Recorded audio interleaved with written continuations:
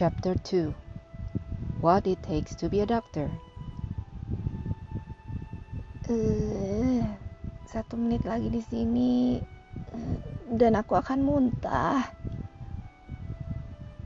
Shal merasakan ada cairan yang merangkak naik pelan-pelan ke esofagusnya. Bahkan senyum secerah dan sehangat mentari milik Mr. Samael tidak bisa membantunya memahami materi siang hari itu. Serangkaian huruf-huruf rune yang ada di layar telah berhasil membuat kepalanya berada di kaki. Simu.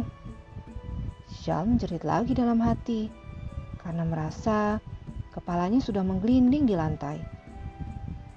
Meskipun begitu, ada sedikit rasa bangga karena berhasil merutuk menggunakan bahasa Yunani.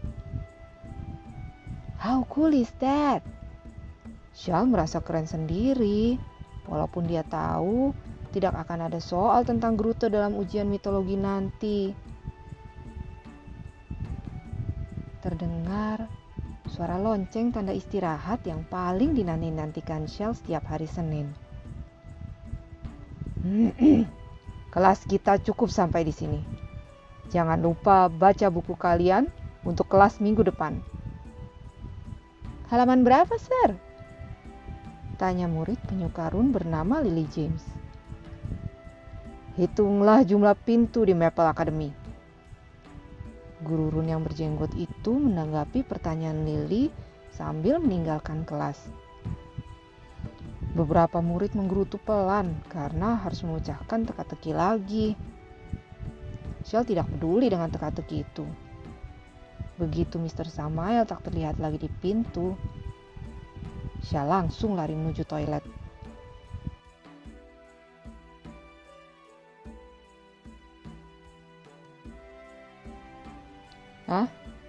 Sembuh begitu saja.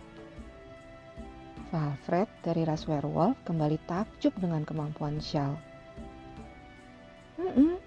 Begitu keluar dari kelas, sakit kepalaku hilang, perutku ringan, dan aku merasa seperti baru dilahirkan. Shal menyantap makan siangnya dengan lahap.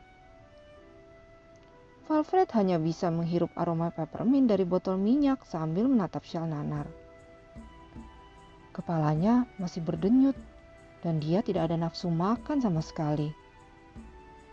Kedua murid itu punya beberapa kesamaan, termasuk merasakan sakit kepala dan mual setiap kelas rune.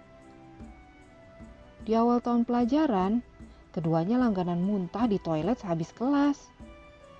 Namun, seiring berjalannya waktu dan meningkatnya kemampuan self-healing Shal, perlahan-lahan Shal sudah semakin baik mengendalikan sakit di kepala dan perutnya. Semoga tahun depan kemampuanku semakin meningkat. Aku harap aku bisa menguasai bukan hanya self-healing, tapi on the thread healing juga. Valfred mengerutkan dahinya karena tidak paham dengan istilah yang diucapkan Shal. Jadi tubuhku ini masih mengalami luka dan merasakan sakit. Setelah itu baru tubuhku akan bekerja menyembuhkan luka dan menghilangkan rasa sakit dengan sendirinya. Aku harap di kelas rune tahun depan saat melihat huruf-huruf itu, aku bahkan tidak merasakan sakit kepala sama sekali. Begitu ancaman muncul, tubuhku langsung sembuh dan mencegah rasa sakitnya. That is on the thread healing. Jelas Shal dengan mata berbinar. Serius? Kamu menginginkan kemampuan seperti itu? Amara, the cleverest elf of the world. Begitu Valfred dan Shal memuji sekaligus mengejeknya, angkat bicara. Is it a problem? Shal agak berhati-hati dengan kemampuan prediksi Amara. Tadi, Shal hanya mengarang soal on the thread healing. Namun, apakah mungkin kemampuan itu benar-benar bisa dicapainya di masa depan? Apakah itu bukan hal yang baik? Amara mengernyitkan dahi. Kamu tidak akan mau memiliki kemampuan seperti itu, Shal. Pain is a gift. Kita membutuhkannya supaya kita berhati-hati. Kita juga bisa belajar dari rasa sakit. Luka tidak selalu menyenangkan, tapi bukan selamanya tidak diperlukan. Shal dan Valfred saling melempar pandang. Kalau soal kebijaksanaan, siapa yang bisa menyamai Amara? Dia suka bicara seperti orang tua. Lebih baik sekarang kita ke kelas, ajak Valfred kepada Amara dan Shal. Dia berusaha mengalihkan pembicaraan dari kebijaksanaan Amara yang tak terselami. Kedua murid perempuan itu setuju. Mereka langsung meninggalkan ruang makan. Sejujurnya, aku hanya ingin hidup yang sederhana. Belajar jadi dokter, menyembuhkan orang sakit. As simple as that. Kenapa aku harus mempelajari huruf run dan pentingnya mengawetkan cupakabra juga?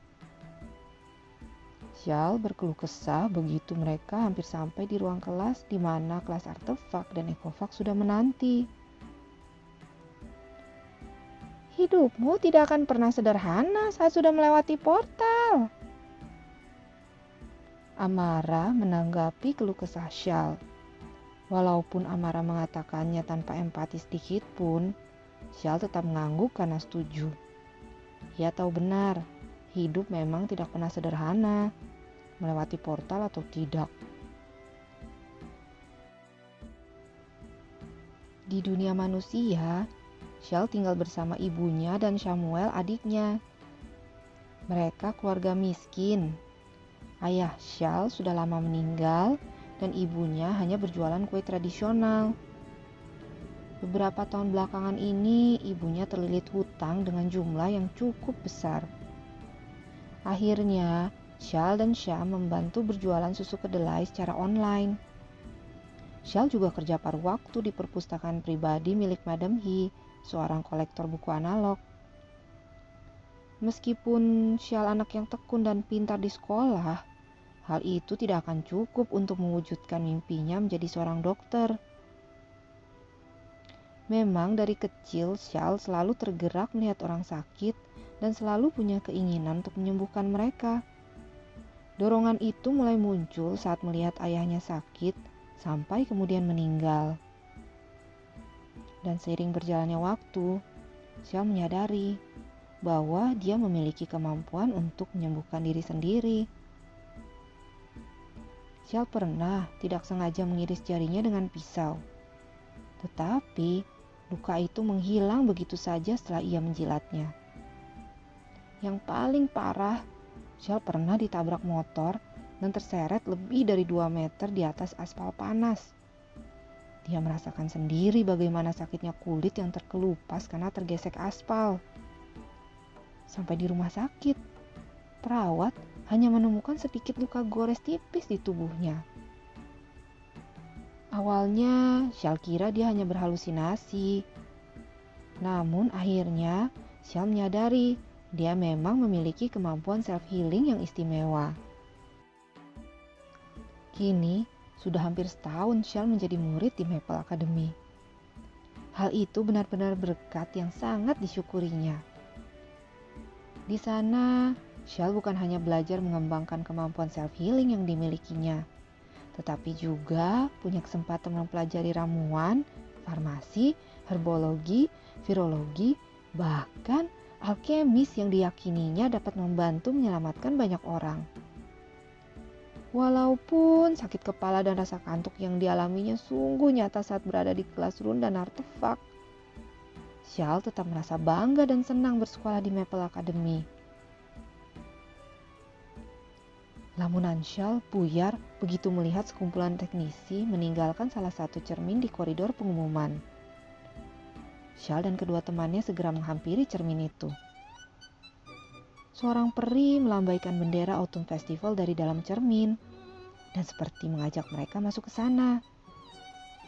Saat mereka bertiga masuk menembus cermin, dalam sekejap mereka sudah berada di tengah keramaian.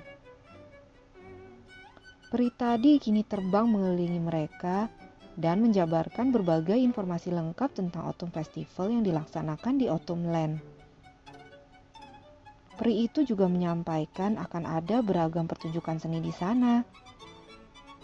Walaupun semua yang didengar dan dilihat Shal hanya ilusi, termasuk si peri yang sedari tadi terbang mondar-mandir, semuanya tampak benar-benar nyata. Shal bahkan takjub melihat Linian Izia, seorang seniman muda berbakat dari Winter Kingdom, menari tepat di hadapannya. Seakan-akan Linian memang ada di depannya saat ini, dan Shal bisa menyentuh wajahnya yang sebening kristal itu. Shal kenal dengan Linian karena dia adalah anak Paman Ero, pria yang berhasil membuat ibunya mengizinkan Shal bersekolah di Maple Academy dan berinisiatif untuk menjadi sponsornya selama tinggal di Maple Island. Sebuah senyum terukir di wajah Shal. Dia ingat beberapa baris dari surat terakhir yang ditulis Paman Ero untuknya. Kami sekeluarga berencana menghabiskan beberapa waktu di Maple Island setelah Autumn Festival. Saat itu kita bisa bertemu dan bercerita lebih banyak lagi. Kalia sangat merindukanmu. Dia menitipkan 1 tiket Blue Diamond untukmu supaya kita bisa bersama menyaksikan pertunjukan Linian. Sampai jumpa di Maple Island, Shalima. Kiranya aku mendapatimu dalam keadaan sehat dan bahagia saat kita berjumpa nanti. Rasanya tak sabar bertemu dengan Paman Ero dan istrinya Kalia. Mereka keturunan bangsawan di Winter Kingdom dan juga memiliki pengaruh di Maple Island. Shal tidak akan bisa melupakan kebaikan hati mereka, terutama kebaikan Paman Ero yang sudah membantunya mengenyam pendidikan di Maple Academy. Namun, dahi Shal langsung berkerut begitu ia ingat nanti akan bertemu dengan Tan juga, anak kedua Paman Ero. Anak laki-laki yang sombong dan angkuh itu. Shal malas memikirkan Tan. Seketika, Shal, Prophet, dan Amara dikagetkan oleh suara lonceng tanda masuk kelas. Tanpa berpikir panjang, mereka segera keluar dari cermin dan berlari sekencang mungkin menuju kelas artefak dan ekofak. Amit-amit kalau sampai Wirda Balda menyuruh mereka menggosok peti mati kuno sebagai hukuman karena terlambat. Aku ingin hari Selasa cepat datang. Shal memekik dalam hati.